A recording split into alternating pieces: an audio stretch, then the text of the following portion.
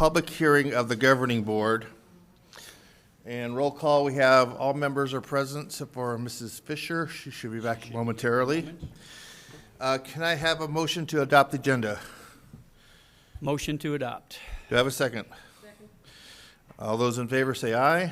Aye. 4-0. Okay, this meeting is a public hearing to introduce our 2016-17 performance pay plan.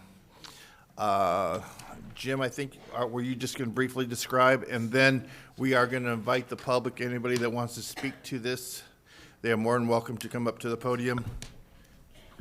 So we'll create a line if there is. Go ahead, Jim. Yeah, and President Gregoire, I believe Dr. Smith will be presenting the certified performance pay plan. So, Dr. Smith?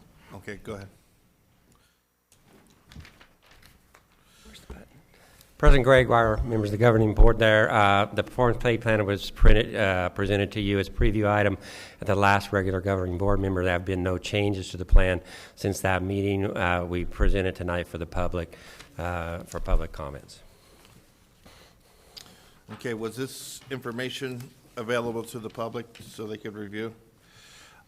With that, again, this is protocol. We have to, by statute, we have to have our own little meeting for this particular item, so that's why we're having our little meeting here.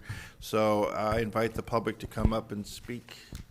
And seeing that we're not having anybody come up, I will be looking for a motion to adjourn. Motion to adjourn. Do I have a second? All those in favor say aye. Aye. Aye. Nobody go anywhere. Okay, we got one more meeting. This is our regular meeting of the governing board. Before we start, I would invite Troop 621 to come up here and lead us in the Pledge of Allegiance. Call to order, excuse me. Now.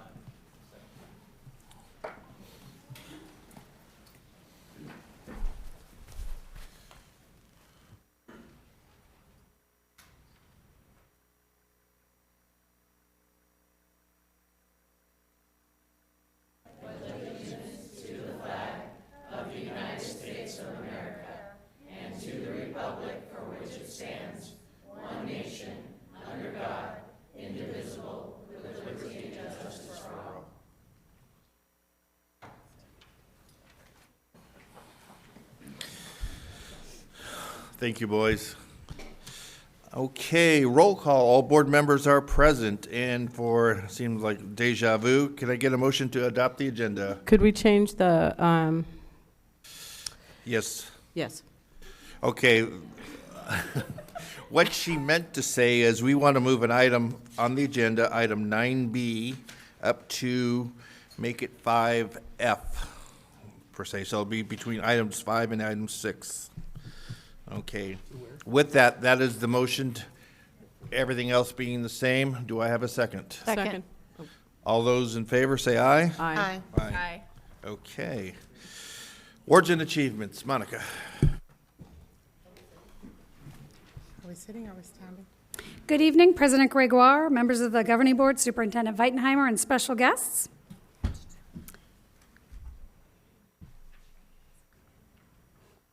In 2005, DVUSD began purchasing student artwork for the purpose of establishing a permanent art collection. For 2016, the 12th year of this recognition, 5 pieces of art were selected for the collection from the District Art Showcase that recently ran at the shops at Norterra with large crowds in attendance. It is my pleasure to introduce our District Fine Arts and PE Specialist, David Duarte, to reveal the works of art that were selected.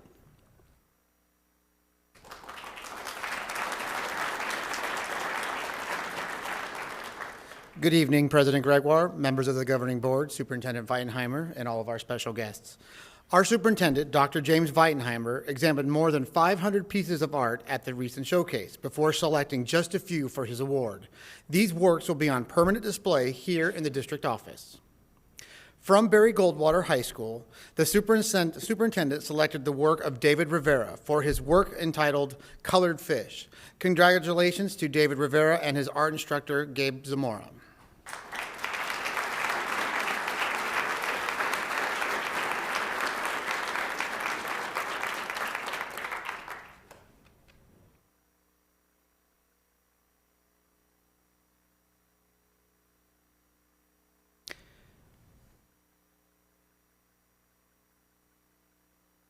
Our next award goes to Raven Munoz from Boulder Creek High School for her artwork titled Paradise.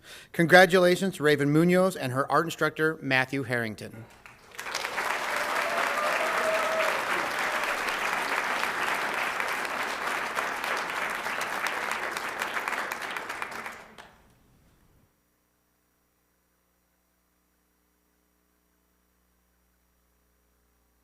Next, from Deer Valley High School, the award goes to Holly Hilbert for her Lion on Charcoal. Congratulations, Holly Hilbert and her instructor, Stephanie Ducarm.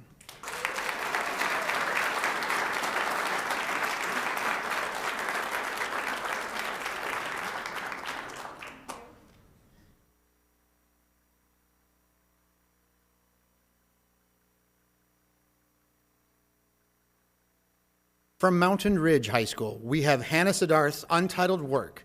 Congratulations to Hannah Siddharth and her art instructor, Cart Wilfong.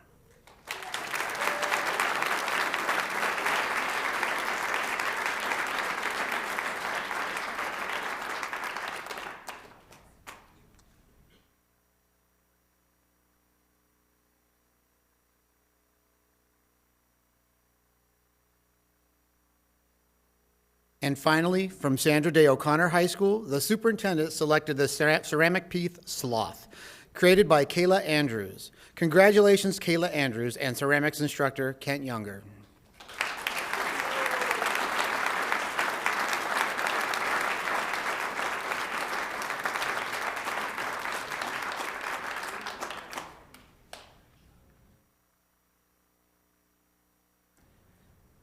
Congratulations to all of our superintendent's 2016 Art Purchase Award recipients.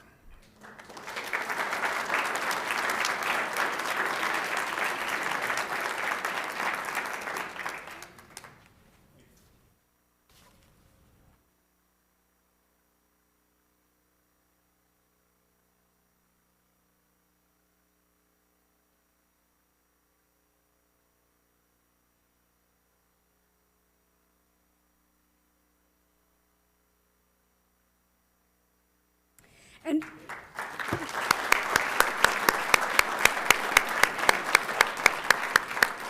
And one final note, if you missed the DVUSD Student Art Exhibition, you can view the art from that exhibit. Our own Gary McSpadden photographed all of the work that was there, so you can go to our website at dvusd.org/art gallery. That's dvusd.org/art gallery.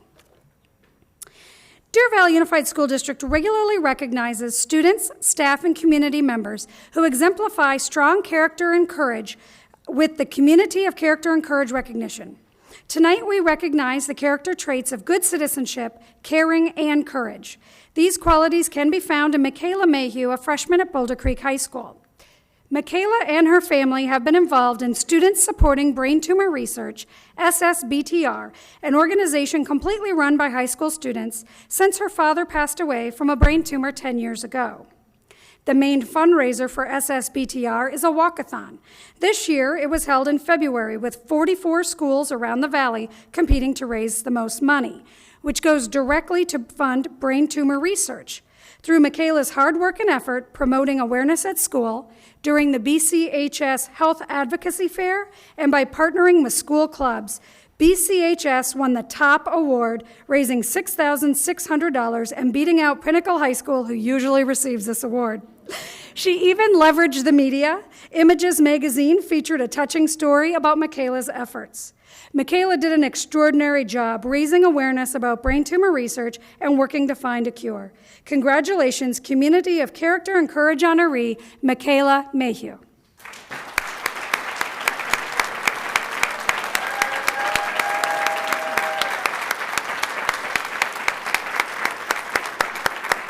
And if her family is here, they may join her for the photo.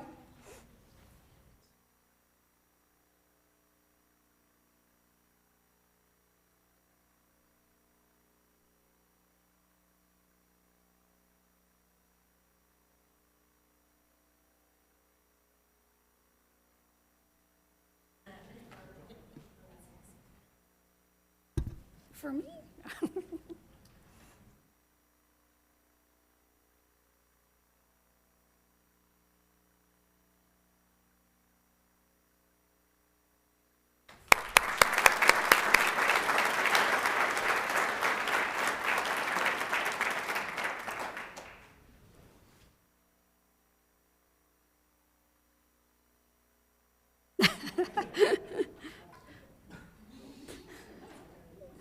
Our next honoree was recently named the State Boys Ice Hockey Player of the Year. Austin Mills, a senior at Sandra Day O'Connor High School, is the captain of his club team, and according to AZ Central Sports, is the best player on a team of talented players. Mills, who plays forward, is extraordinary on the ice, scoring 17 goals and 29 assists during his senior season. But it is his leadership skills that his coach, Bob Holt, say make him really excel. Austin has helped his coach try new lineups and, most importantly, accomplish the team's goals, including winning the Arizona State Ice Hockey title twice. And that is why AZ Central Sports named him State Boys Ice Hockey Player of the Year. Congratulations, Austin Mills.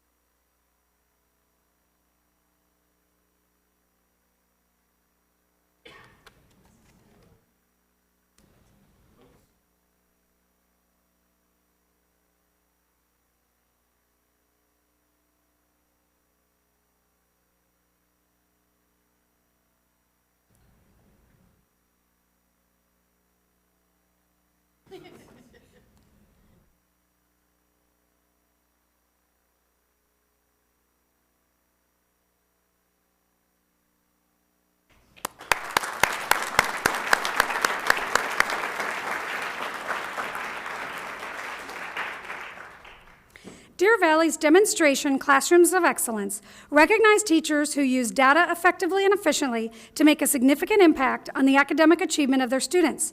These extraordinary teachers will now be recognized by Mrs. Cheryl Paul, Director of Organizational Improvement. Mrs. Paul. President Gregoire, members of the governing board, Superintendent Weitenheimer, and honored guests. I get the opportunity to introduce tonight our newest recipients of the Demonstration Classroom of Excellence. We did have 3, however, Mr. Tim Johnson is home ill tonight, so we will recognize him on the May 10th governing board meeting. Tonight, we're going to start off with Miss Allison Chavez, who is a 5th grade language arts teacher at Paseo Hills School. When visiting her classroom, it takes no time at all to realize that you are among excellence. There is a beautiful balance between the science and art of teaching as students take ownership of their learning through rich discussion, Socratic seminars, and lessons that account for all learning styles. This structured support and individual ownership of growth is met with essential questions that build character and contribute to a well-rounded student. As students read and consider why honesty is important, it is apparent that these students and their teacher are in daily pursuit of excellence. Join me in congratulating Mrs. Allison Chavez.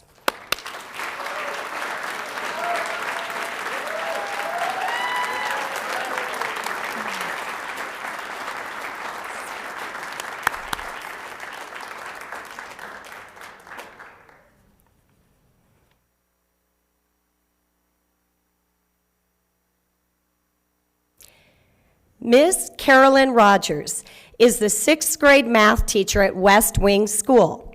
There is no denying that she and the Rogers Rebels have taken learning to a new level.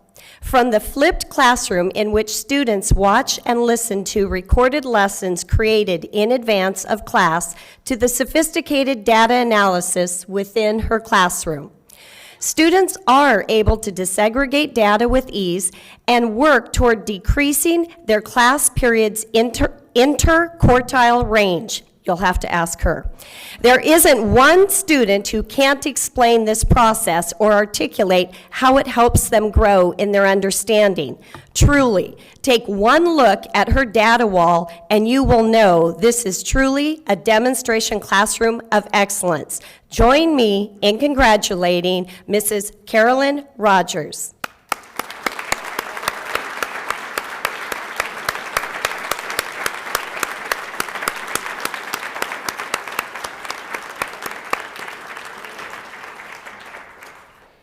And I would like to invite Principal Pace and Dr. Price-Berry to join me at the podium for picture op.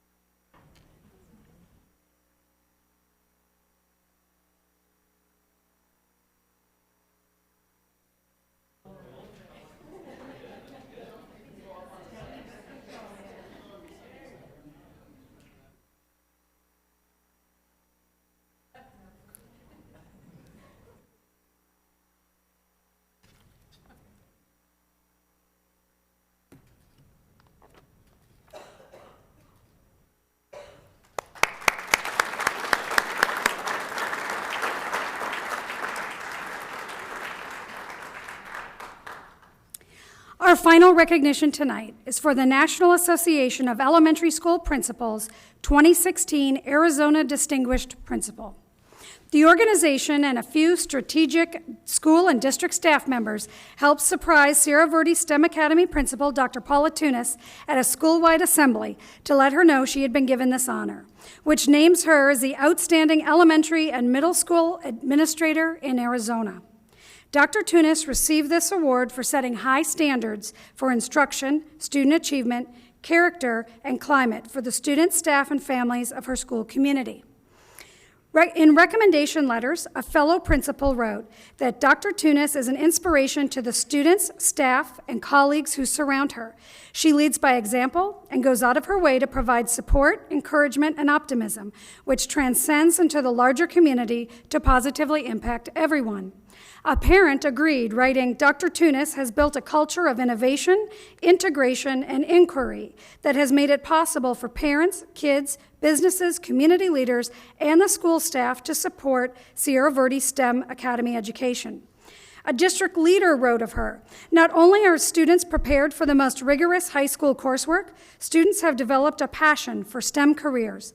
Dr. Tunis is an extraordinary principal and represents the very best of the profession.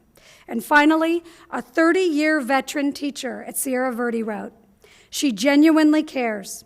Any principal can make someone a better teacher. She makes me a better person. Congratulations, 2016 Arizona Distinguished Principal, Dr. Paula Tunis.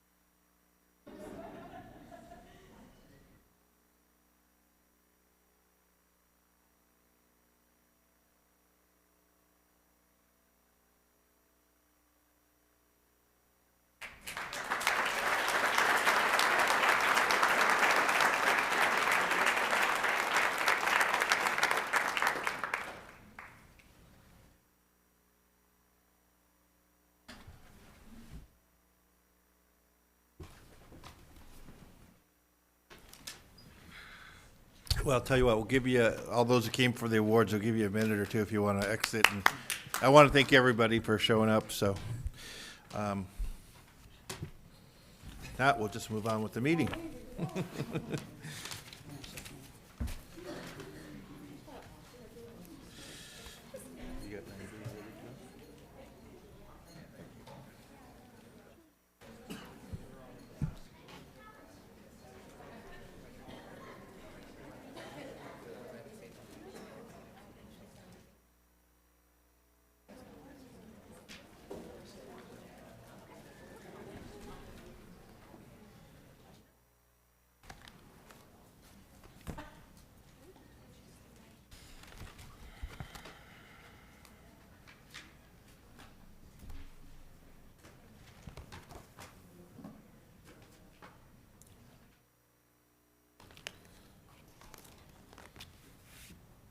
Okay, let's move on to governing board reports. Who wants to volunteer? Anyone? Anyone? Oh, you are right. I can't even read my own writing. Let's stop there. And we moved an item up in the agenda, as we mentioned before. So I would ask Mr. Bear to make that motion. Thank you, Mr. President. I move that the governing board accept the administration's recommendation for the principal at Hillcrest Middle School. Second. Okay, with that, who wants to do the announcement? Do we want to vote? We gotta vote first. Okay, we can do that first, but I thought maybe we put it out there and, Oh. but okay, we'll call the vote. All those in favor, say aye. And who's we didn't name a name yet. Anyone? It would be Matt Herrera. That's what I was waiting for. Hey, Well, hey, n- wait, now, wait a now minute. we have to vote. Vote, yeah. We haven't voted yet. Matt, don't get your hopes up, okay? Okay, all those in favor, say aye. Aye. Aye. Aye. Aye. Okay, now you can celebrate. Now,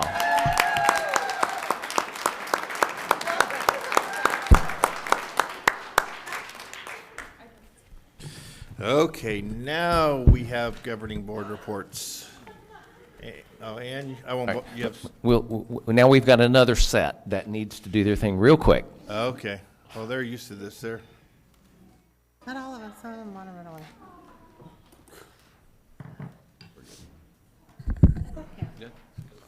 I know 'em. Let's just move on. Governing board reports. We'll start with Mr. Bear. Thank you, Mr. President. I just have an agenda request this evening, and the agenda request, Mr. President, would be that we, at some point in the near future, put together a board study session or board retreat in a team-building program called Crucial Conversations.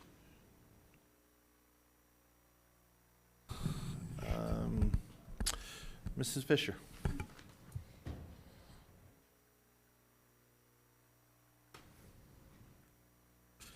I think that I'm going to go ahead and just say no report tonight. Okay. Mrs. O'Brien. Thank you, President Gregoire. Congratulations, Matt. Excited to have you at Hillcrest and to all of our award honorees this evening. It's been a busy couple of weeks. I was fortunate enough to get over to Sierra Verde's STEM night, and they had many business partners, lots of kids and families. It was fabulous to meet and speak with those kids, making bracelets, learning binary code, and the kindergartners had, I'm sure I'm going to use the wrong word, dioramas. It was a fabulous event. And it's always exciting for me to get out and see what the kids are learning. I've also been able to take in a couple of sporting events recently, as well as catch a musical. Our district is awesome. I know sometimes when we sit in these meetings, we get caught up in the day-to-day business and forget about the students out there who are learning and achieving great things and working towards their high school diplomas and eventually careers and college. So thank you to all our staff, teachers, administrators, and all the classified folks who are helping to achieve those goals.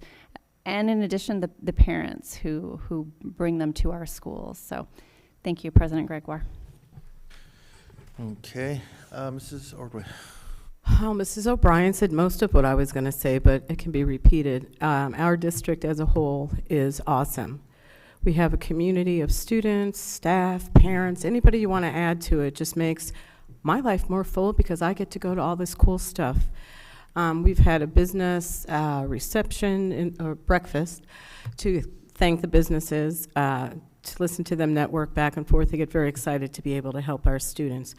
Plays, choir, band, art, I mean, you name it, we do it, and we do it well, and whatever we're not sure that we're doing well enough, we have our continuous improvement to make sure we're going to push forward. So thanks, everybody, and graduations are just around the corner. Okay, I actually had the opportunity to attend a meeting that no other board member attended. Usually they're always everywhere. But we had a computer science, the initial meeting of the computer science committee, which I think has the agenda of introducing coding and other things into the district curriculum.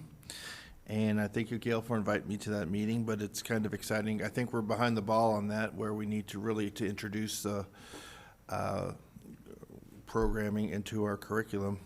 I know Deer Valley's already jumped on the ball, and they're starting next year with their Python program.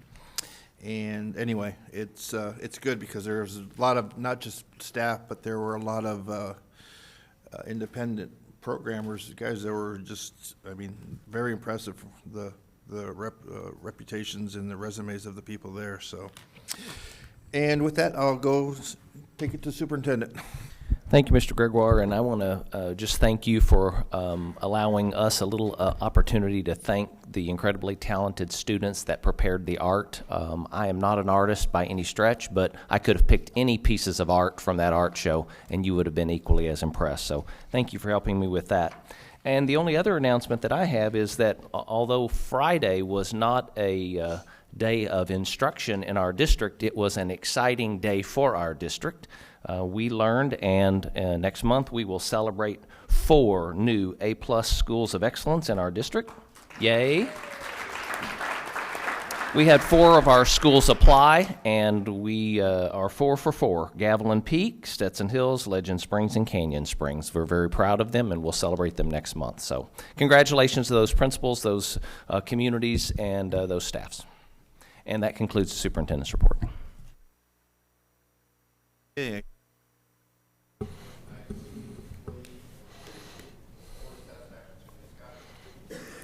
Thank you, President Gregoire, members of the governing board. I have the honor of presenting the results of our 2016 employee satisfaction survey.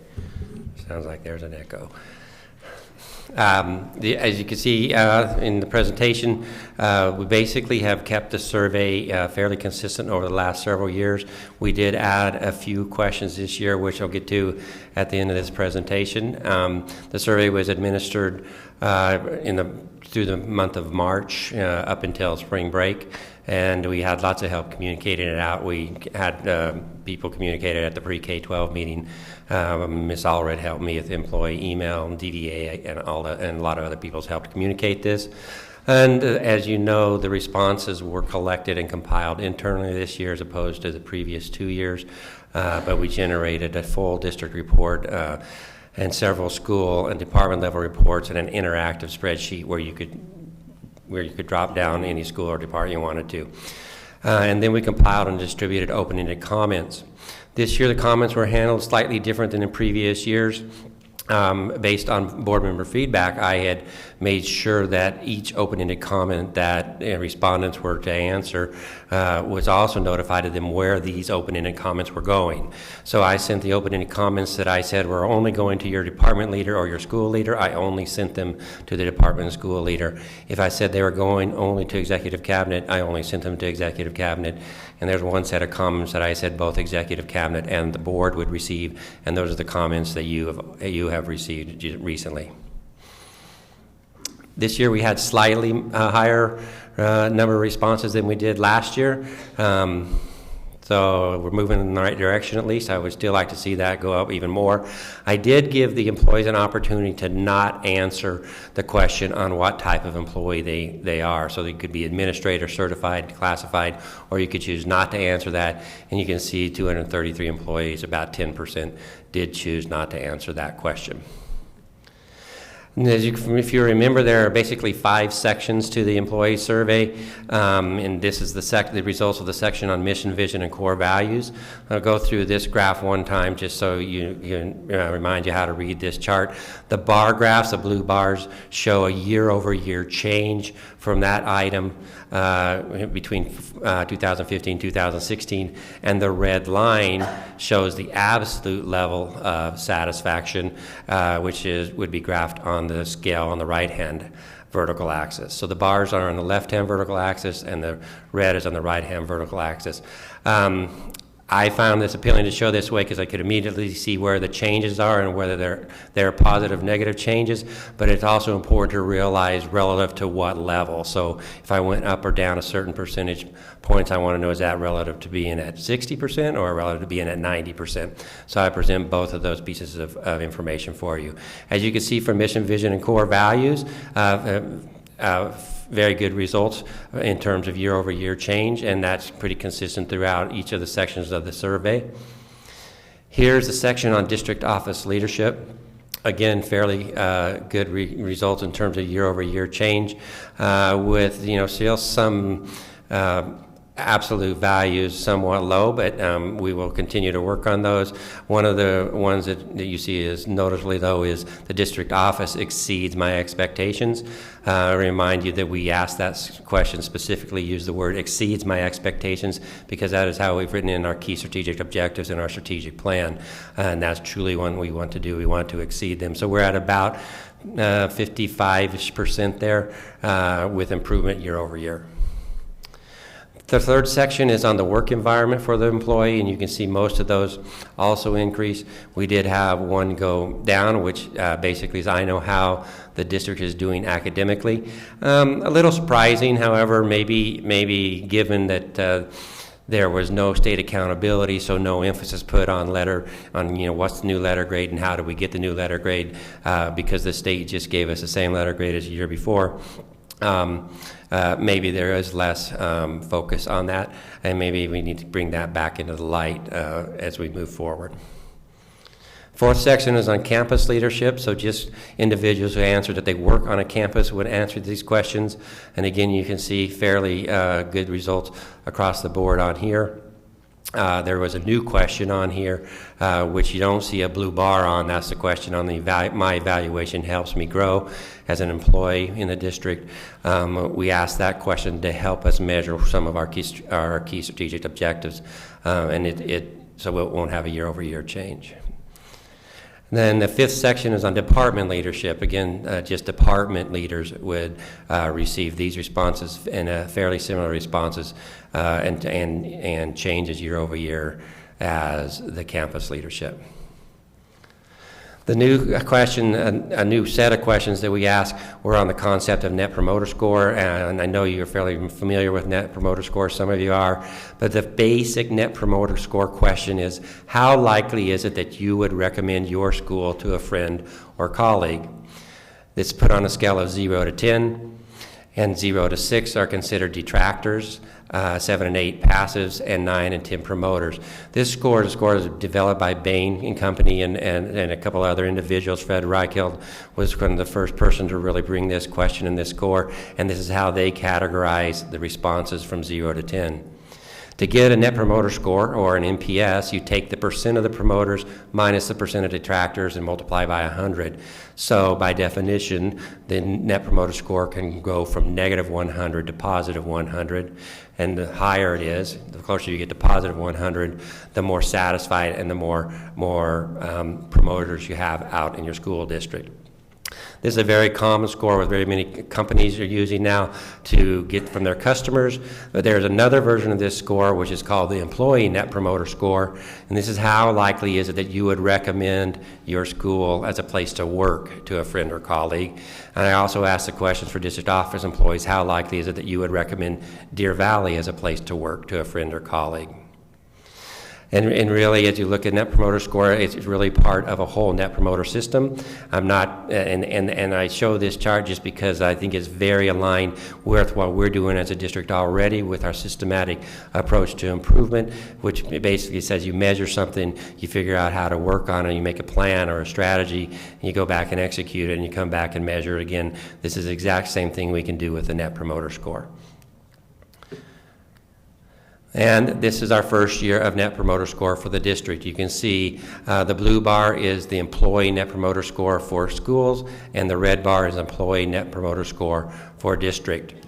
And this at first was kind of surprising to me, but as I read more about Employee Net Promoter Scores, the literature, one says the first thing you should not do with Net Promoter Score is ask what other companies or other school districts are doing, but you should ask, how do we now move this year over year for our school? It's very hard to compare to other schools. Besides the fact, I can't find another school district or school system that is using an employee net promoter score like this. So this will be a baseline for us, and we will definitely move to take actions to improve this net promoter score. Additional reports that are coming out or are already out, many of them. Again, the formal reports for each school and department are on the portal. There's an interactive spreadsheet there. Executive Cabinet has already begun analysis of the comments that were targeted to go to Executive Cabinet. We've already worked on many of the comment sections for communication, and I'm willing to generate any other comparisons or reports as needed. And so in terms of next steps or action planning, again, as I just said, we're already working on the communication and general comments. Administrators have this data now for their continuous improvement teams and for data as they develop their next year's plan. Department leadership, same thing for their DIPs. We'll continue as a cabinet and as a district to develop an understanding of the Net Promoter Score and how to take action on those results. And finally, we have kicked off the parent and community satisfaction survey just last week, and it'll be out there for 3 weeks, and we'll come back and show you those results as we collect and compile them. Willing to answer any questions. Anyone have any questions, comments? Mr. Bear. Thank you, Mr. President. Can you go back to the slide, the employee net promoter score slide? Okay. Now, from what you told us, the score can range from -100 to 100 on this, is that right? President Gregoire, Mr. Bear, yes, that's correct. Okay, so, and then the blue is the local, their own school that they work in or teach in. I'm sorry? Would you? Indicates the actual school that they're. Those are schools. Yeah, that's just the rolled up total for all the school, all the employees that worked at schools. They answered about their school. In the interactive report, if you wanted to look at a specific school, you could see just for that school. Now, I know there's industry norms with the net promoter scores. Are there any other schools nationwide, and are there any norms for these scores across the country? President Gregoire or Mr. Bear, that's a great question. The experts, at least that I read on Net Promoter Score, will tell you be very careful comparing to an industry that is not the same as your industry. And so I have looked at several parts of industry. Most of them, technical companies are using this, the Apples and the IBMs and things like that. But I have not found any other school district or school system that is using this score. All right, thank you. Any other questions, comments? No, and thank you, and I thank you for everybody who participated. I think we really it looked like we've gained some ground from last year and previous years, and that's always good news. So, anyway, thank you.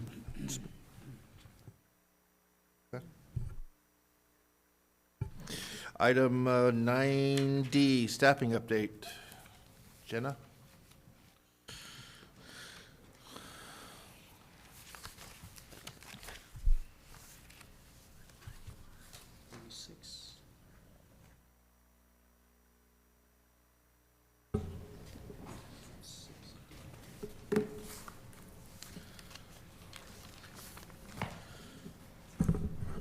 Good evening, President Gregoire, Governing Board members, and Dr. Weitenheimer. Tonight I will provide to you an update on our 2016-2017 certified staffing. Before we begin with staffing, I'd like to, sorry about the ring. Let's switch mics. Is that better? A little bit? Contract update. Currently, for the certified 9-month contracts that were issued, 1,802. So as of this morning, 87 of the 1,802 contracts have been rejected, and we still have 7 of those pending. Also, 24 of our teachers have already indicated or completed the paperwork that they will be retiring at the end of this. Can I stop you right there? What does it mean by rejected? What, can you kind of? It means that they denied their contract. So in other words, they're denying their rejected contract them. and they're going to resign at the end of the school year. Thank you. And 7 of them have not indicated what their plans are yet.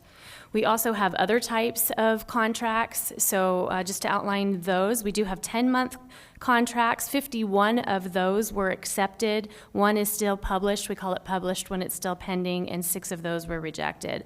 All of our 9-month IS contracts were accepted, and all of our 10-month YTP contracts were also accepted. On to our certified vacancies.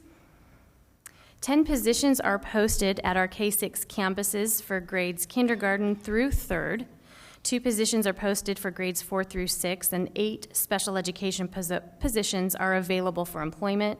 Special education postings do include preschool programs located on our K-6 campuses. Additionally, there are 10 specialized staff vacancies, which include special areas, nurses, and title-funded positions. As you may recall, posted positions do not always equate full-time equivalency, or FTE, as a school may require less than a 1.0 employee to fill a need, for an example of 0.5 reading specialist or a 0.5 PE teacher. You will see listed at the bottom of each slide the FTE to be filled as compared to the total number of vacancies. For our K-6 campuses, that would be 28.9 FTE. The next slide shows K-8 posted positions. Within our 14 K-8 campuses, 4 kindergarten through 3rd grade positions are posted, the same number for grades 4 to 6, and 6 positions are posted for grades 7 and 8. 4 of those 7 and 8 positions are hard to fill categories. Currently, 9 vacancies are posted for special education, and 14 positions are posted for specialized staff. In this case, specialized staff includes counselors allocated to middle school areas. The above postings represent a total of 32.4 FTE. Middle school postings. You'll see at 7 and 8, there are 5 vacancies currently. In the area of special education, we have only 3 vacancies, and also exploratory support staff. There are 4 vacancies with a total of 11.5 FTE. High school positions are broken out for you a little bit differently. Math and science, 11 postings. History and language arts, 4 postings. Special education, 3. And foreign languages plus support staff equate 9 vacancies for a total of 22.4 FTE.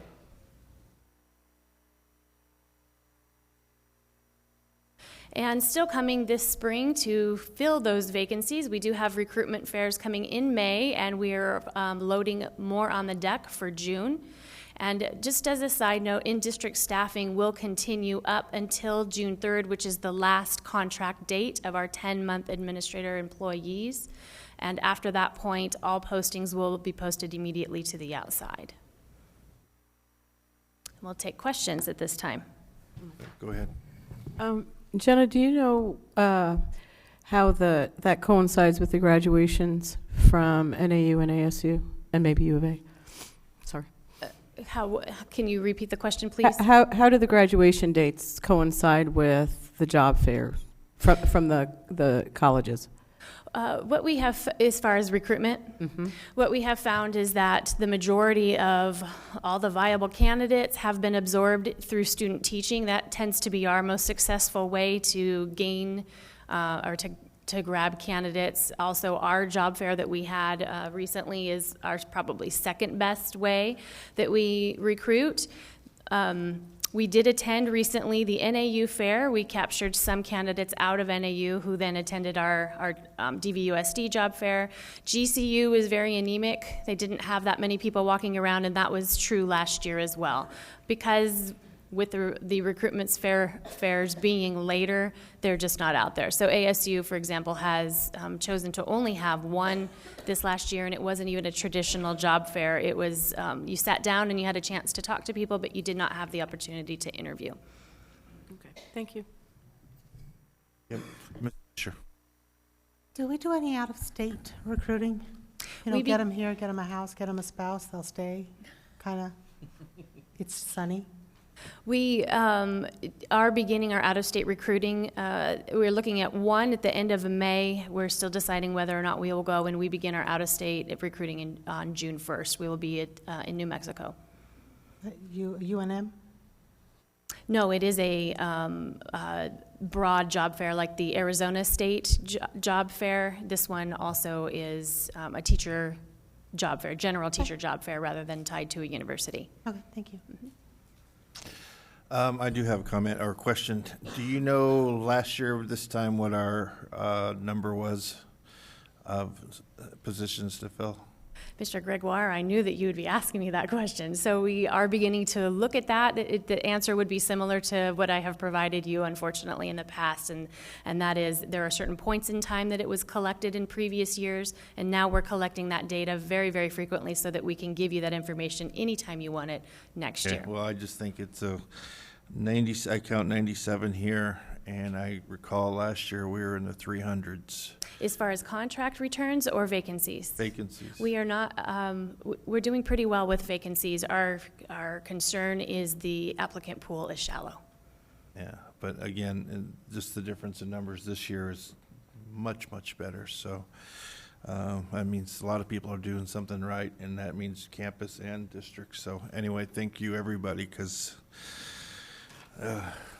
those last few years have not been the best. So anyway, any other questions? Seeing none, thank you.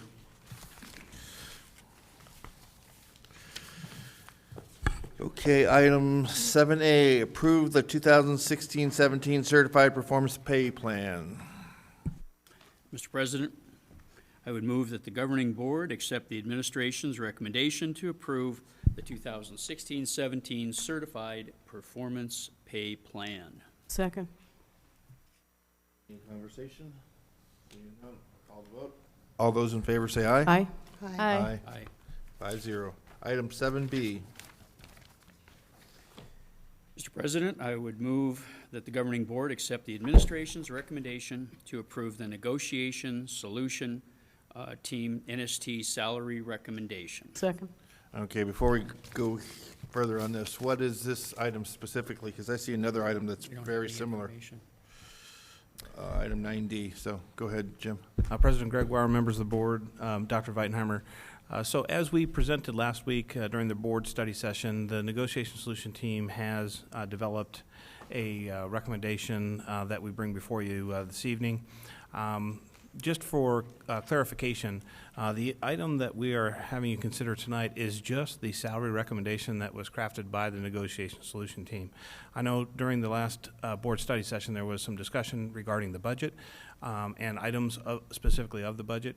That will be brought back to the board for your consideration when we propose the budget in June and July. So we'll get to that when I do have a slide in here on time frame, but just wanted to make sure that there's the distinction. So tonight, what is for your consideration will be the actual salary recommendation language that we will share with you. And just as a reminder, in terms of process, we do have the negotiation solutions team that comprises of 3 members from each of the administration, teacher association, classified association, and the building leadership team that are represented, and the members are listed as well here. We've met a number of times this past year. Here are the meetings to date, and you can see there are many. We'd had quite a bit of work to do this particular year, and we start early. As you can see, we start in September and then meet more frequently as we're trying to work on developing some of these recommendations. In terms of accomplishments, what we've already been able to accomplish this particular year, it was the memorandum of understanding for the M&O override increase after the successful renewal and increase of the M&O override that the voters passed back in November. The board approved that on February 23rd. The benefit committee submits their recommendation through the negotiation solutions team, and that was approved by the board on April 12th. And the other major work that we're considering is the salary recommendation this evening that will be considered by the board with this motion. I'm not going to get into the details here. This information was shared with the board during the March 8th board meeting, but there are some budget assumptions that we used when we were developing that particular version of next year's budget, the 2016-17 budget. So we had 2 pages of assumptions, basically go into details so that we can provide a reference point, if you will, to the actual amount. I think what's important are these 2 slides in which this is what we project our budget to be in case Prop 123 does not pass. You can see that the projected budget limit amount, $191.5 million. And what's important to note is there's a combination of 2 numbers here in the base support level, the top 2 numbers, the $154 million and the $2.4 million for $156.4 million. It's important to reference those numbers as we look at the next page, but just wanted, before we move on to that, the $1.6 million that we're showing here as a deficit is a result of the request that the board, or that the negotiation solution team and a whole group of people have worked on trying to put together what's included in the budget. What we have presented is that with the newfound information regarding the student growth that's expected for this year in fiscal year 16, that will all but be eliminated between that and projected carry forward. So we think we have a balanced budget based on the latest information. Again, this particular slide was from the March 8th board meeting. So just again, the $156.4 million is the base level support here without Prop 123. With Prop 123, that ends up being $162.5 million. So with Prop 123, our projected budget limit grows to $197.6 million. So the increase there is $6.1 million between the 2. Based on that information, the negotiation solution team worked on developing a recommendation, and we were able to reach consensus last week regarding this recommendation, and so I'll share it with you this evening. This is what we're asking the board to consider with this particular item on the agenda. So it's funding professional growth that was earned per the language. It is providing the flat increase as a result of the M&O override that will increase as of next year. This just helps memorialize what was included in the memorandum of understanding that was approved by the board on February 23rd. An increase in the classroom site fund going from a $327 per weighted student count to $332 per weighted student count. That ends up being a $20 increase for our classroom site eligible employees. Essentially works out to be all our teachers. And then we get into the details of what happens if Proposition 123 passes. So this is based on, as we mentioned during the board study session, the certified increase is based on reestablishing a new base amount of $35,100 for our district, a value for each year of service at $400, and comparing that to the salary that we would predict the employee to have with those parameters, using $50 for their professional growth credits that they would have earned, and providing a salary increase if they are less than that. So the employees get the maximum of either their existing salary or the predicted salary with those new parameters. We do guarantee a minimum of $750 and a flat increase to all teachers in this particular model. And then finally, with the certified, is we did create a hard-to-fill addenda for all hard-to-fill positions. As you may recall, not all people in positions that we determine to be hard to fill receive hard-to-fill addenda. This creates a hard-to-fill addenda by position, a flat amount of $2,500 for each of those positions. So that's also taken into account in that calculation. On the classified side, in addition to the flat increase that was approved as part of the MOU, this is a 2% increase, of which 1% will be added to the starting salary, our hiring rates for that group.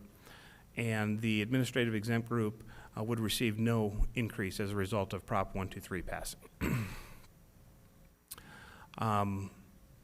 Also contingent on Proposition 123 is a a one-time longevity payment. This has changed since we presented it at the last board study session due to some input that we received from the board. I'm happy to say that the negotiation solution team was able to hold a virtual meeting via email and create a change to this in which we created a new tier between, this was originally presented going from tier, the first tier being from 0 years of service up to 5 years of service for $450. This changes that from 0 to 2 years receiving $300 and from greater than 2 years up to 5 years receiving $500. So there's a slight change from what was presented. This would be a one-time payment that would be paid to all employees that return to work next year, return to their position next year, or anybody that would retire at the end of this year would be paid in September. And then finally, this is kind of a catch-all, but that we would, in the event we had any unallocated proceeds of Proposition 123, we would reconvene the negotiation solution team to develop a recommendation that the board would consider. So no decision would be made, but they would make a recommendation that the board would then be able to offer an opinion about. Or actually not just offer an opinion, you'd be able to approve it. Let me be clear about that. So just to kind of put this into perspective, so we do have 3 employee groups that we refer to. This is just trying to create quantify what some of the increases could be in light of of what might happen with Proposition 123. And you can see that there's a range there. So starting with the certified group, there would be an increase on an average employee of 3.1% if Proposition 123 does not pass, and that grows to 4.8% at a minimum for a teacher if Prop 123 does pass or is approved, and that does not include the longevity payment, which for a teacher would be another approximately just under 2%, 1.8%, again, on that average. For the classified group, with Prop 123 not passing, a 5.4% increase, and with it passing up to 7.4%, again, on the average salary within that employee group. And then finally, the admin exempt group would be 2.7% in both scenarios because, once again, they're not receiving any of the proceeds as a salary increase in the event that Proposition 123 would pass. So that just provides some idea of how the money is being distributed amongst the 3 employee groups. And then for next steps, so we do have for your consideration, the salary recommendation. This is important so that our employees have some idea what to expect. We do know that the election for Prop 123 is on May 17th. This will provide information so people can make an informed decision about that particular proposition. We also have on tonight's agenda the employee salary schedules that we will share with you later in the meeting. That is somewhat contingent on this approval. So it's we'll have to work through that when we get to that agenda item. Again, the election will be May 17th. Based on that outcome, we may have to, if it does pass, we will have to revise our expenditure budget for this current year, because as a reminder, the amount of money that we will receive begins, the first of the 10 years happens to be this current fiscal year. And then in June, as I mentioned at the beginning of the presentation, we will go through the proposal process to submit the expenditure budget for next year with all that will be included in that, and it will be formally approved by the board in July, the first meeting, or the only meeting in July. So with that, I'll be happy to answer any questions the board might have. I have a question. Go ahead, Ann. What was the rationale with the NST that the unallocated funds would be assigned to NST to develop a recommendation? What was the rationale behind that? President Gregoire, Ms. Ordway, it's just that in the event that some calculation difference happens because we're using projections for the allocation of the employees' longevity pay from the first year proceeds, or even I'll call it complicated formula that we're using on the certified teaching increase, that if there was a substantial amount of money, that the negotiation solution team would come back and say, hey, maybe we want to increase that flat amount by another X dollar amount, as opposed to, and again, it just honors the process, the existing process that we have, that the negotiation solution team works on that on behalf of the board to make that recommendation, and then the board ultimately decides. Thank you. I just want to know, make sure that we all know what the process is. Anyone else? Actually, I want to speak to this.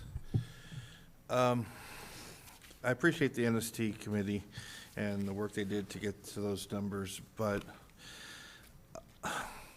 you know, I've sat here for the last 3.5 years, and I can't tell you how many times I've had people talk to me about the inequities in their salary structure and the hardships. And I look at that 400 number, and I'm saying, it doesn't get us to where we need to be. There are still a huge inequity. For instance, we had a teacher here last week. It was a prime example of that. I appreciate what the NST committee did, but I cannot live with that 400 number. That number needs to be 600 or 700, because we've been hiring at 800 per year, and that 600 or 700 doesn't even do total justice, but it gets us closer to that number. And it gets all those, if you saw the dot matrix, it gets all those dots closer to the line. I appreciate, again, let me state for the record, there's nobody overpaid in this district except for maybe me. But we do need to get those numbers up and talk about the salary structure as a whole going forward after this. But I would ask that we send this back to the NST to revise that number. Hopefully I have another board member or two who would support me in this, that we do need to structure that settlement structure a little bit better. Also, at our study session, we talked about the requirements and all those things that we do need as a district. I don't deny that we those things are needed and wanted, and they're useful, but when we're talking about Prop 123, they shouldn't even be on the menu. So I would ask that even going further, because we allocated, I think, the $3 million for the teachers, which came out to about I think total of 4.8%. I would ask that maybe we take that 1.5 and put it in there and make this a real fix for salaries. So again, the reason, and I can't emphasize enough, there's not going to be another time, and at least I've been associated with this district for 12 years, not going to be another time where we can address this issue with what's happening in our cash flow. And so this is very important that if we're going to do something, we remedy it now. We had a lot of teachers sign their contract with the hope that this was going to be remedied. And I don't want to be the one to let them down. So I'm asking at least a couple board members to back me up on this and send this, or express your comments at least, and let me know where you're coming from. But I think it's very, very important that we get that number up closer to what we've been hiring at. I think it's extremely important. And we have the money to do it, to get it to 700. I would ask that you would support me in having NST revisit this. I don't want to make, I mean, we could probably vote, I could amend this to revote it, but I just don't want to go over at NST's head. I would like them to address this. So with that, sure, go ahead, Ron, then you go ahead. Thank you. I would concur with President Gregoire on this. I've been on this board for 12 years. In those 12 years, the teachers always wind up on the short end of the stick. I remember when this boardroom was built, and the superintendent just had to have this multi-million-dollar development and expansion of the district office. And the board went along with that. And it wasn't too much longer or too much after that when this was completed that all of a sudden, oh gee, we don't have any money to give the teachers. Now I got to tell you, that didn't go over very well with me, and I know that didn't go over very well with the teachers. So I concur with President Gregoire on this. This is the time we need to get this fixed so that we create equity for our teachers that hasn't been there for many, many, many years. Okay. Thank you. Mrs. Fisher. Jim, have you looked at the numbers? If we throw in that 1.5, could we even get close to touching that? Could we? I mean, what are our possibilities? President Gregoire, Ms. Fisher. Mr. Gregoire and I sat down and took a look at a scenario in which $700 increments for the years of service, still starting at a base of $35,100 with a $200 flat increase. And that would cost approximately $4.6 million for the district. We have about $3 million already projected in what we presented this evening. If you add that to the $1.5 million that was in the requirements, you'd be very close. You would be within about $150,000 of being able to fund a $700 increment. How much would that collapse that inequity that we saw before? It does on the famed scatter graph. Mm-hmm. It does provide quite a bit more push from the bottom towards the trend line. And to put it in perspective, I have a plan up, so that's why I'm referencing it. It moves about $3.3 million into adjustments to the schedule. Of that $4.6 million, $3.3 million of that are adjustments based on that $700 year of service, whereas the plan that the negotiation solution team referenced was just the opposite. The majority of that, about 1.4 of that $3 million, was flat increase. So not necessarily making a huge impact in the inequity issue with the salary schedules. Is there a potential that this is sustainable, or are we? President Gregoire, Ms. Fisher, I would say that either scenario is sustainable if none of the other requirements are truly necessary on that list. Because there's under either scenario, we're not making a commitment to anything other than to readjusting the salaries based on this calculation. So if we can afford it in 1 year, we should be able to afford it in a future year, because there are there have been no discussions about there being a guarantee of what that recalibration does for a future year in terms of any promises above what their contract amount would be. Okay. With that being said, I would support sending it back to NST. President Gregg. Mr. Miglerino, would you mind repeating the numbers you just said that you were talking about? Where is it $700 per year with a $200 flat base salary raise? Is that what you said? Yeah, President Gregoire, Ms. O'Brien, yes. So under the scenario that we looked at, $700 value for each year of service and a $200 flat increase. And that total cost with benefits would be $4.6 million.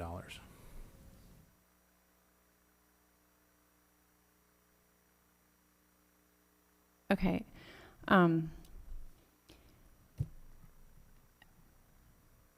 I support trying to make the scatter graph less scattery. Little levity. I do have concerns about delaying this decision. I understand we have the NST and there is a process.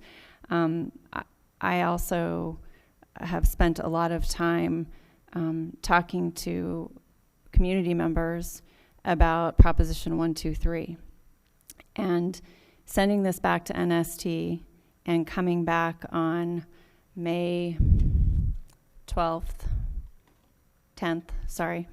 for our next meeting is concerning to me in the standpoint of if we're trying to send a message about how we're going to spend this money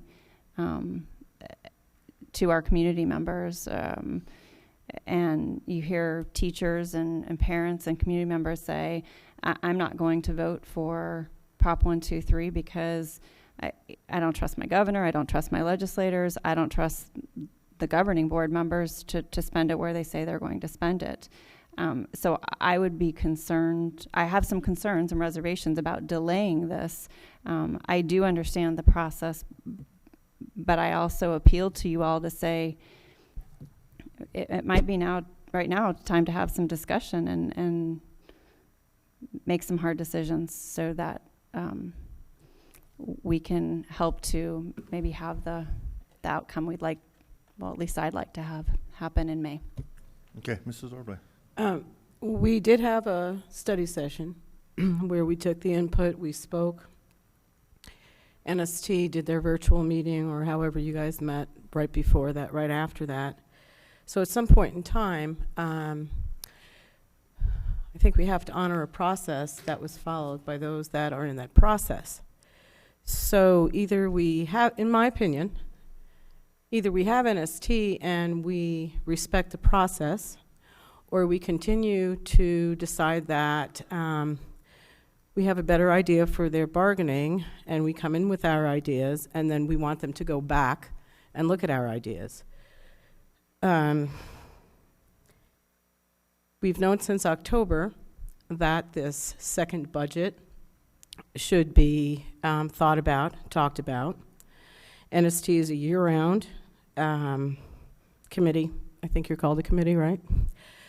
So this is nothing new. I don't know. I don't attend those meetings, but I know that we get the feedback at least from the meetings. So when we have a complete study session, we have the opportunity to put in our opinions, our thoughts, our what-if scenarios.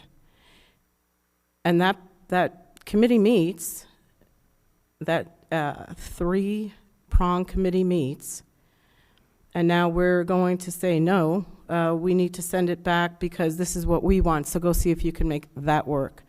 I think if that's what they wanted to bargain for as a solution, that would have been what we would have come up with, or would have been given to approve. So if the opinions and the actual agreements and solutions that this team comes up with are not what you come up with, then by all means, I would guess I'd have to agree to send it back. But if this is truly what the committee has come up with, I could not agree to send it back with yet another one of our ideas, to say, here, take our idea and pass it or something. Okay. Mrs. Fisher. Jim, when they had, because we did discuss this, and Ms. Ortley is correct, that we do need to respect the process. However, was it communicated to them that there was even a potential to add these additional funds, or were they working within the funds? In other words, did they have the opportunity to discuss that this is even a potential, or is this something that kind of was off the table for them and they made the best decisions with what they could or what they knew? Maybe they didn't know that they could request more. You know, it's kind of like the kid who really, really wants the big chocolate piece of cake, but mom's only offering a little scoop of ice cream, so they're going to take the scoop of ice cream. Did they have the opportunity to potentially ask if that was a possibility to throw that additional funds in? President Gregoire, Ms. Fisher, the committee really worked on trying to fit the salary increases within the $4.6 million, not the $6.1 million. So the $1.5 million worth of the requirements was deemed to be necessary for an expenditure for next year. So they were told it was untouchable in their negotiations? I don't think those words were ever uttered, that it was untouchable. I mean, in other words, it wasn't on the table to negotiate with. That's correct. President Gregoire. Go ahead. But Mr. Miglorino, the solution that you were just talking about, that it sounds like you talked to Mr. President Gregoire with before the meeting, the 700 per year for increase with the 200 flat, that still remains within the $4.6 million. Is that correct? Allowing us to have the money for the other requirements? Or at least Or some no, of or is it. it an additional 4.6? Good question. President Gregoire, Ms. O'Brien, that's the total cost of the increase for just the certified group would be $4.6 million under that scenario. And so there were the cost for the 2% increase that was on the list for the classified group was another $570,000-ish. So there would not be, there aren't enough funds to do everything that the negotiation solution team talked about and the $4.6 million and do the requirements. Thank you. Yeah, when we talk about the requirements, those are the additional positions needed. Now, with that being said, and I had this email conversation with Jim, this year we cannot take the extra, see, if we do get the Prop 123 pass, it bumps our base up.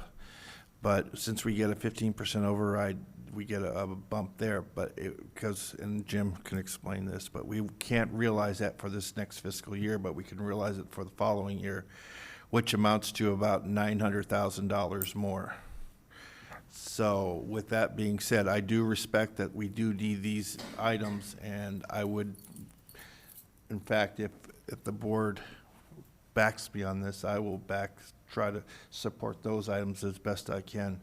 But I think it's important we make a big message, and we make the message that we need to fix this, and there's no other opportunity to do this besides now.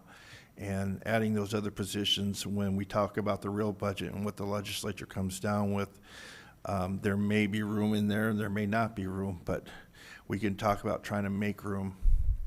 And so I think we pointed out in the study session, those requirements kind of caught everybody off guard, because why are they in a wish list when they should have been kind of in our general budget discussions? So I'm asking that we take that money from that requirement list, put it into salaries, a salary fix, and let's get this done. Let's get it done now. And I don't care if, I would prefer to send it back to NST, because I think Ann made some good points about respecting the process.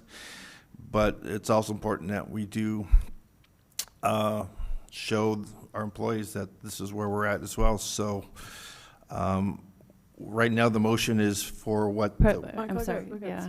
I think there's some more discussion. No, I'm not calling the vote. Right now the motion sets what was brought from NST. So if there's a board member that wants to change that motion, whether it to be sent back to NST or to make the amendments that we talked about, I would entertain either.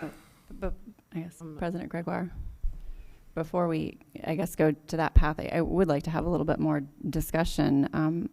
I have a couple more concerns. When the M&O override money was passed, we had committed to our community to spend that money a certain way. And we took $1 million that we had promised to spend in one way, and we added it to our employee salaries. It was additional than what we had originally communicated to our community. So, and I believe that part of that was, in my opinion, with the belief that we would be looking at Prop 123 money, if it passed, to backfill that and fulfill those promises that we made to our community when we asked for their yes vote on the M&O override. And we all know that that only passed by some 300 plus votes. I think we need to think carefully, and it's not because I don't want to give our employees, our certified staff, money, but we also need to represent and think about our taxpayers and our students and what we've told them. So I just want to put that out there for. Okay. Any other comments? Ms. Fisher? Jim, what, as far as, okay, two things. One, is there enough time to get this done for the next board meeting? Because it will be a week before the election, so our community would have a clear and very fresh understanding of exactly what it is we're doing. Is there enough time to make that deadline? President Gregoire, Ms. Fisher, I would suggest that we were able to make a change to the plan in a couple hours today with email, so I think a couple weeks would be plenty of time for us to reconvene Okay. the committee. And then my second question is, what exactly what was in the ballot that we did not honor, that Ms. O'Brien is referring to? Can you tell us exactly what was in the ballot that we did not honor? I believe what was being referenced to is not necessarily what was in the ballot, but the information that we provided on our website and through community forums and information was the amount of the salary increase was going to be $4.2 million in terms of salary increases. So that did not find itself on the ballot, but it did find itself in all the literature that we had regarding, the facts, because that's all we can provide. We increased that from $4.2 million to $5.2 million when we determined the flat increase with the memorandum of understanding that was approved back in February by the board. Okay, so we actually did better than we had promised. The question is, what is it that was promised that we did not do? In our plan, we had identified that we wanted to provide a certain level of capital funding for our schools, because we had the district additional assistance is where the state imposed reductions have been made on all districts, including ours. And so we had all of the district additional assistance, or the small amount that the state does provide, about 85 to 87% of it has been cut, has been moved into M&O. So we have no capital dollars. So in order to provide for the essential capital needs of the district and a small capital allocation to the schools where they know their needs better than we could at the district office, we had set aside about $3 million in capital funding as part of that plan. When we increased the salary increase from $4.2 to $5.2 million, that only left us with $2 million to be able to make that transition. Okay, now that's regarding the M&O, or the override, the additional 5% with the override. And I think we're kind of venturing into a budget discussion, but what is the status of our cash accounts? In other words, if we utilize 1, 2, 3, as many other districts are doing to honor our loyal employees, are there other avenues for us to still honor our community? Because it's very difficult. We do want to honor everybody, but it does come to the point where I can provide a highly skilled teacher in a classroom for you, or I can provide a chair or a capital item, and you get a sub, because our teachers have left to other districts. Our employees have left us. So that's kind of where we need to find this balance. Is there other potential beyond the 1, 2, 3 funds to still close that gap? Cash accounts or something else? So, President Gregoire, Ms. Fisher, we have previously shared with both the negotiation solution team as well as the board that our fund balances will be expired at the end of this year. And again, that was one of the catalysts for even asking for the increase of the M&O override going from 10% to 15%. We are currently we have 5 identified cash accounts that we use. We use 50% of the proceeds of those to be able to help with offset M&O needs. It was also identified in the Auditor General District Spending Report that we have a diminishing reserve. So we are on a path to exhaust those all of the available reserves that we would have to be able to fulfill these needs. Without the plan that we had in place, which included the M&O override increase. The Prop 123 is additional funds on top of that, but none of these dollars are going to anything that would offset fund balances that we're using to balance the M&O. These are all positions and people costs.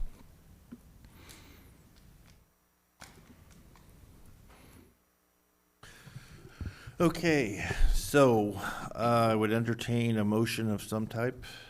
Anyone want to make it, or I guess, okay. I will make a motion that we send this back to NST with the recommendations and comments that were made tonight. And I would also, if need be, we can set up a special meeting to have a vote on this. We don't have to wait 2 weeks. We can set up a quick meeting and call the board. If when the NST is ready, we can send the message earlier. We don't have to wait the 2 weeks. So with that, anyway, the motion is to send this back to NST with the recommendations and comments made here today. So we're tabling the motion? No, we're sending it back. Back? Yes. Michael, what specific things are you sending it back with in the motion, with comments? What comments are they getting? No. Yeah, so I could, Be specific in what you're amending. okay, I'm amending the motion to, well, we can, I don't know how protocol needs to send this. We'll tell you what, let's just vote on the current motion of 400 and 750, and then we can bring back another clean motion. No, that's not a good way What are to you do that. talking about? We need to vote on the total. Okay, So. then can you we make at the this point motion. move to total, or to table this? I will, He's got a motion and a second on the floor. he has to amend it. Amend that motion and get a second and adopt the amended motion. And it can be to table or it can be to send it back. Okay, we'll make a motion to table then. Okay, table motion can be made at any time, so if somebody wants to make that motion. I make a motion that we table this until the next meeting. A second, and with tabling, there's no conversations, just a vote. All those in favor say aye. Aye. Aye. All those against, nay. Nay. Okay, tabling fails, so can I entertain the motion on the floor is 400 and 750. Can I entertain, anybody want to entertain an amendment to that? I would consider amending the motion to send it back to NST to get a recommendation to more, to consider a different split in these amounts, the 700. I don't want to commit to the 700 or 200 or the 400. We don't have the numbers, but I would like to motion that the NST work with Mr. Miglerino with the new information provided tonight to Mr. Miglerino and bring back a recommendation at the next meeting or next week. Could I have new information clarified, please? What is the new information that he's bringing back? The new numbers they ran in the potential to be able to do the 700 and the 200, Well, if it's feasible. I don't know, what numbers did you run, Jim? I don't know what you're talking about, so I need it clarified. President Gregoire, Ms. Ordway, what the President and I looked at this evening just very quickly was just changing some of the parameters. So we've built a tool that allows us to just be able to input a different value and be able to cost that out. I think what would be helpful is just to make sure that we understand what it is that the board is looking for in the recommendation, since the recommendation that we created obviously isn't satisfactory. Are we only talking about the certified increase? Should we look at any of the other two employee groups? And then is there some direction that you want to provide in terms of a target that you want us to achieve, either in terms of the dollar amount that you would like to see I applied? think it's difficult for us to motion that or to discuss that because that you and the president reviewed this without us. I don't want to lock us into committing to something that they didn't do, and I also don't want to commit us to making a massive change that isn't feasible. We don't have the information that the two of you have. No, and that's the point being, and that's, again, that's why the NST is going to address this. I think what Jim's looking, okay, you have the motion to send it back. But we need parameters. I don't understand. Okay, I then don't let even me, I'll understand second it. her motion, and then we'll talk about her Doesn't have a motion. motion yet, Yeah. so there's nothing to second. It needs to be a clear directional motion. You can't say with the new information, because that's not a Okay. quantifiable number, words. Here's the motion. I motion that we send it back to NST. Do I have a second? Second. Okay, we can talk about it now. Now, I'm going to be plain as day here. The point being is I would like to see that number near 700. As a board member, I'm expressing my opinion here. I would hope every one of you would speak up and make this abundantly clear. We've been playing games here. I want that number high, 700. I would like to see the additional 1,500 from those requirements added into that schedule to make this thing work and actually be a reasonable fix. Because otherwise, we're just putting duct tape on a big problem, and it's not working. So I would ask every board member to comment on my comments. If you don't like it, tell them, but they need to know before they go into a meeting of what we're talking about here. So please, Mr. Bear. Thank you, Mr. President. Mr. Miglerino, currently when we hire teachers from outside the district, do we give them an $800 per year bump? President Gregoire, Mr. Bear, yes, the year of service on the hiring schedule is $800, but it's also important to note that that is limited to 5 years. So anybody with 10 years of experience would only get $800 for the first 5 years unless they were in a hard-to-fill position. Okay, so a teacher that started with us brand new, right out of college, has been here 5 years, and in the last 5 years has virtually not got a pay increase. Would that be pretty close? I would agree with that. Okay. And then we hire a teacher from outside the district with 5 years of still on experience subject. there. Is that, so far so good? And we're going to give them $800 for each year of experience outside the district. Is that right? That's correct. So it would be $4,000. Ron, can I interrupt you here? I just would like you to comment on my comment so they have direction, okay? I'm just trying to make sure I Okay. understand this, okay? So, that seems to be pretty inequitable to our current teachers, in my mind. And so based on that, if that's our standard procedure, we either need to back that down or we need to get this up so that we compensate our current teachers at a reasonably equitable level. It seems crazy to me that we would do that. Okay, so you're clarifying that you want, I want that number higher. okay. About Mrs. 700 in that range. Okay, and at Mrs. least. Fisher, I'm asking you for your opinion on this as well, okay? So they have some type of direction, then I'll ask each Ann as well. I agree that we need to close the gap. I will not commit to exactly 700, because I think we also need to be fiscally responsible and make sure what we can sustain. I would like to see the full amount given to NST to work through it. We hire, the NST has our certified, our classified, and our administrators. If we are hiring high-quality individuals, they are capable of making a wise decision. I would ask that all NST members consider not just your own specific group, but the district as a whole, and the factors that go into all of that. That we are not making increases that will not allow us to sustain a quality district, that we are able to continue to grow and then bring back a recommendation. I will not commit to the 700, though I mean, in a perfect world, I would love to make it to where we make them all even, we bring them all up, all three groups. But that's not the reality.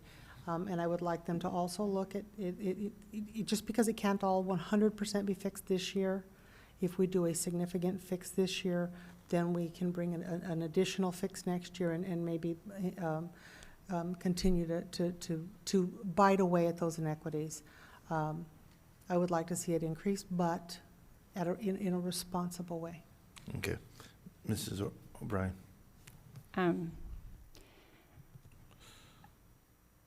I think that it would be irresponsible of me as a board member to completely discount the recommendation by administration for the $1.5 million of requirements as they're listed on that sheet from last week, without understanding why they're there or what we need them for. There are 3 employee groups represented in NST and district administrators as well, but and I appreciate Mrs. Fisher asking them all to think of the district as a whole, but the truth of the matter is those representatives are there on behalf of their employee groups. It is their job to think first of their teachers or their classified staff or the building leadership team, and it is our job to have hired district administration to think about the district as a whole, and that includes students, and it is our job as governing board members to make sure that we evaluate the whole picture. So I will not commit to spending the entire $6.1 million to fix a problem that was created over 8, 9, 10 years without understanding the whole picture. And you can't do that without knowing what those additional requirements are, especially when we changed the M&O override disbursement to go to employees from 4.2 million to 5.2 million. Okay. And my other comment is that I am concerned to just send it back to NST. I think part of the reason we are here tonight having the difficulties we are having is that it should have been this board that said, here's how much we want to spend on employee salaries several months ago. As Mrs. Ordway pointed out, this was passed in October. So if we're going to discuss this some more, in my opinion, it should be in a study session with all of us involved, and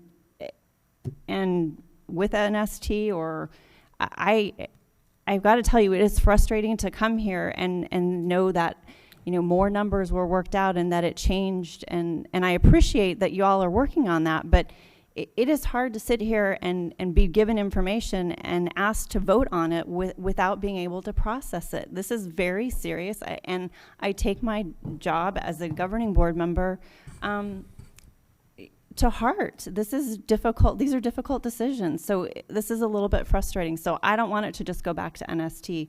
I want to sit down and for us to talk about it. Okay. Let me get Mrs. Ordway on the record, then you can comment. That's awesome. Thank you. I would like it not to go back to NST. I wish we would have done our jobs properly, because if we had done our jobs properly, we wouldn't be having all these discussions, because all the board members would have known what the new numbers were. That's part of our process, is discussing. I do know that at times we'll go to and have conversations with different staff members if we need to understand something, but that's to understand something, not to create something. We can all have great ideas, but our great ideas as board members really work when we do them together. Introduce it in the group, discuss it in the group, and then we don't sit here. So that's not going to happen, apparently. So my direction, Jim, NST, is do what you do the way that you do it with the information that we've given you. I know that you think of the district as a whole, even though you're representing your employee groups, but it has been shown in these negotiations that you all have put out for the students and the district and each other. So I have no number. I just want you to do what you do, and we really need to stop having individual things, and when we get great ideas, we have to call for study sessions. Okay, and my final comment is, you know what? I still have. Yeah. Okay, Mrs. Fisher, go ahead. You know, listening to what Ms. O'Brien had said, and even with what Ms. Ordway has said, this has been an ongoing problem that we do not discuss. We don't discuss. Meetings are happening behind closed doors. Meetings happen with individuals. And Ms. O'Brien is right. It is very difficult. This is the second meeting that we have had, including the study session, where all of a sudden information is different or is presented or additional. I was really looking forward to not having another week that I had to come for a meeting after a full day's work. However, I agree with her. We need to know what is happening, and we need to discuss this. And perhaps we need a full-out NST board administration meeting where we understand exactly what's occurring and make and I don't know if that can be backed up to a one item actual meeting that we come in, we do a study session, we talk about this, we work through it, we figure out what this all is, and then we adjourn our study session, we open a meeting, and we do our job and vote and take care of this. Whether we all agree with each other all the time or not, it is not fair that district staff keeps having to take stabs at what we think or want because we're not talking. It's time to talk, get it done, and get it over with. I would support Ms. O'Brien's idea to have a study session immediately following a one-item meeting where we flat out just get this done. Okay, with that, and I do appreciate you think that I conspire on the side, but honestly, let me finish talking because I am upset.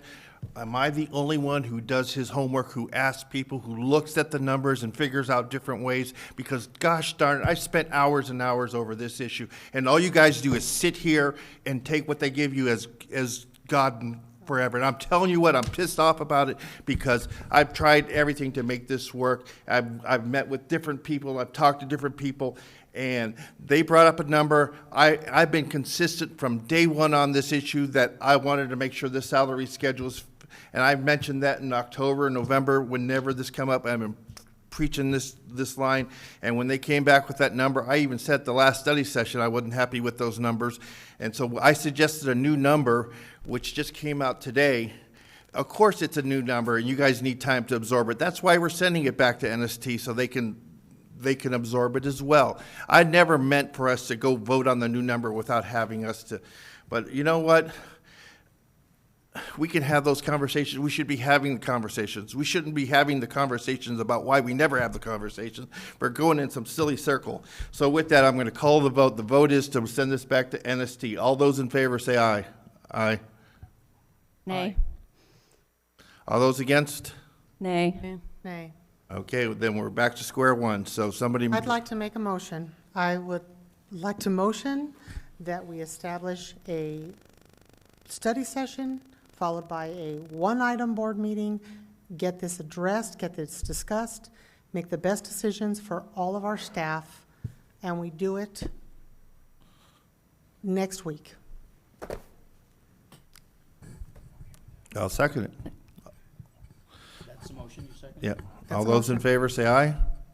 Aye. Aye. Aye. Okay, 5-0. Let's move on.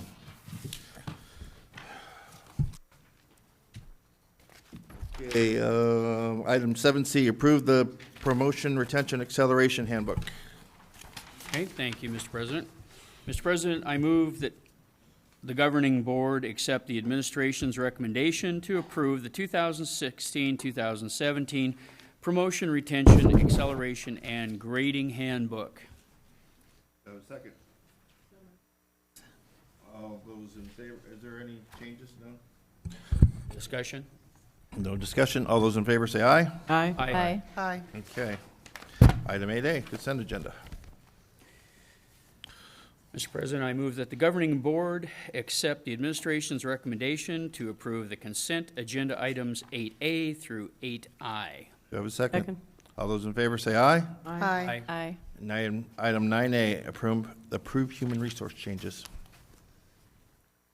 Mr. Mr. President, I move that the governing board accept the administration's recommendation to approve the human resources changes. Second. All those in favor, say aye. Aye. Aye.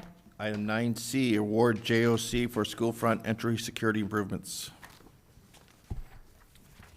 President Gregoire, members of the board, Dr. Weitenheimer, we have provided information to the board about our... Wait, Jim, let's just We get need the to motion second in a it. second Please. then. Done, Jim. Go ahead. Thank you.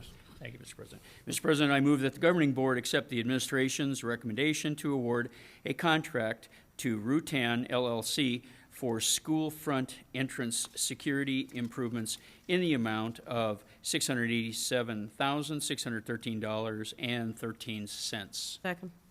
Okay, go ahead, Jim. My apologies. We've been working on a phased approach to our security at our schools.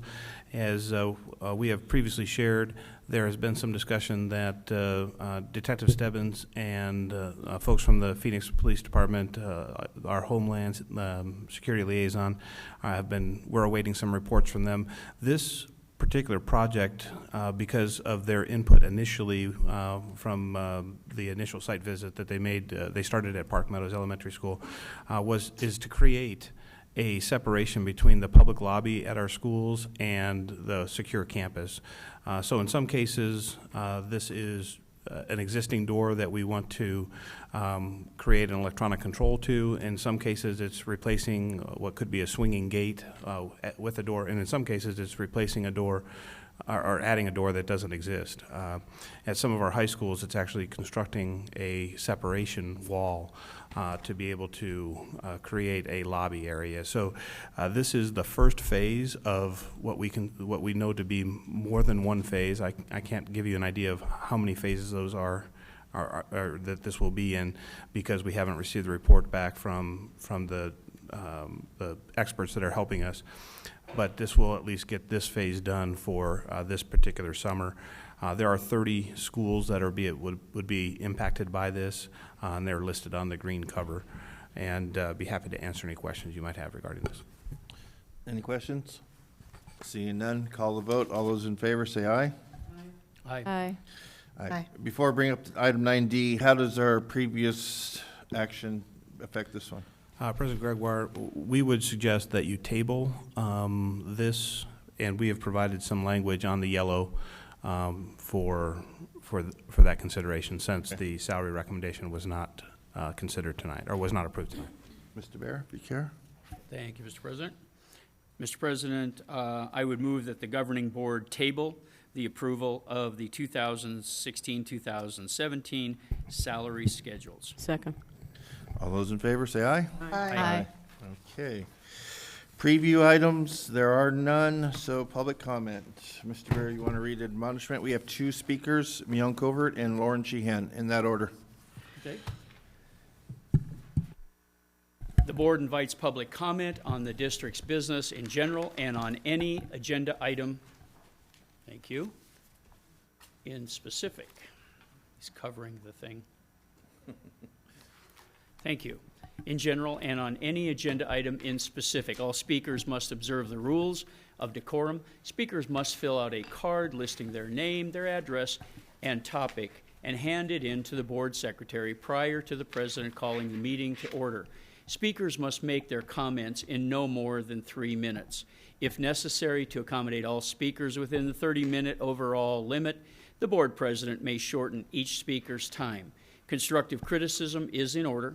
Rudeness, vulgarity, disruptive conduct, or remarks disrespecting personal dignity are not in order and will not be allowed. Under the Arizona Open Meeting Law, the governing board cannot discuss or act on any items not listed on the agenda. Board members may respond to criticism made by a speaker, ask staff to review a matter, or ask that a matter be put on a future agenda. Okay, go ahead. State your name, then go ahead. Myung Covert, President Gregoire, Dr. Weitenheimer, governing board members. I'm here tonight as an education activist, volunteer, and a parent. And I'm here to extol the virtues and applaud our 5 schools, our 5 high schools in Deer Valley Unified School District. As I travel around and as I go to California a lot, almost every month, I am exposed to the public education system in Southern California. We are, despite all the challenges within the governing board and the budget, we're exceedingly blessed to have 5 incredibly functioning high schools, led by exceptional leaders, starting with Deer Valley High School, Ms. Kim Cricks, Mountain Ridge, Ms. Shona Miranda, Barry Goldwater, Dr. Michael Anderson, Sandra Day O'Connor, Dr. Lynn Miller, and my favorite high school, you'll have to excuse me, Boulder Creek High School, Miss Lauren Sheehan. And do you know, ladies and gentlemen, these 5 high schools, last year, they garnered over $50 million in scholarships collectively. That's astounding. This is what our leaders, this is what our high schools are doing. They deserve a great amount of acclaim and applause, actually. They're doing a tremendous job. This is what is working in our district. I'm also here to bring up an idea, a motion. I'd like for the governing board and the administrators to start thinking about additional positions. I've done my research. There are 2 high schools that are under 2,000. We have 2 high schools over 2,000, and Boulder Creek High School is over 2,500. And I just recently figured out or learned by a very astute administrator at Boulder Creek that there's just a template where there's 3 vice principals and 1 administrator. And I think there's a TOA. So I want to make a motion to start the dialogue with the governing board and the administrators that those schools that have over 2,000 should at least get a half-time position of a principal, and those that are at 2,500 should get another full-time VP. A critical situation is athletic director. Whether how much you support academics, which I am, you have to realize an athletic director or someone that oversees athletics and extracurricular activities is very important. These poor high schools have been struggling because of the budget. They need to be more consistency. There needs to be more of a dedication for the student well-being. If these high schools raised over $50 million in scholarships, which again is astounding, just think what they could do with more leadership. I know money is tight. I know there's always money challenges, but I believe strongly that the proposal of high schools that are over 2,000 should get another 0.5 or half-time administrator, and those over 2,500 should be approved for another full-time vice principal position. And can you please advise me, how do we get this dialogue going? Thank you. Thank you. So, you get the dialogue going. So what's my next step? Well, I think we have the NST committee that we were just speaking of that brings those recommendations forward, so. Excuse me? I don't think that's an NST recommendation. I think that's an administration, something administration looks, Dr. Weitenheimer looks at that. Okay, well. So okay. I appreciate your time. Okay, thank you.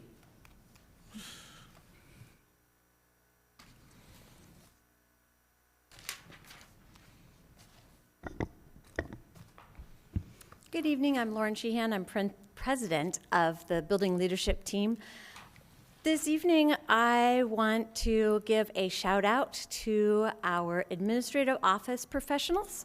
Tomorrow is recognition of Administrative Office Professionals Day, which is to say those who take on the daily tasks and truly run the world. Not just the school, but those are the people who make the boo-boos go away when the kids come to the office. They take the phone calls from the parents who are happy. They take the phone calls from the parents who are sad.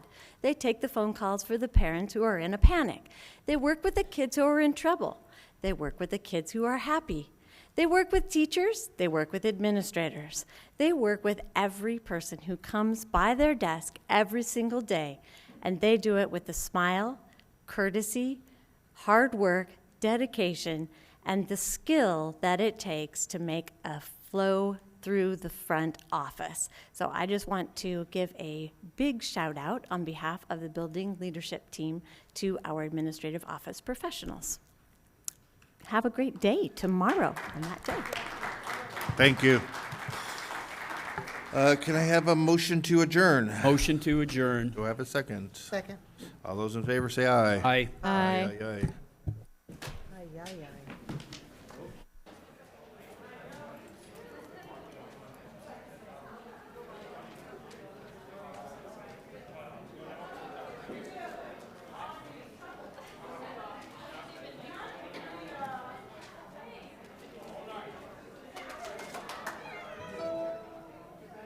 Thank you.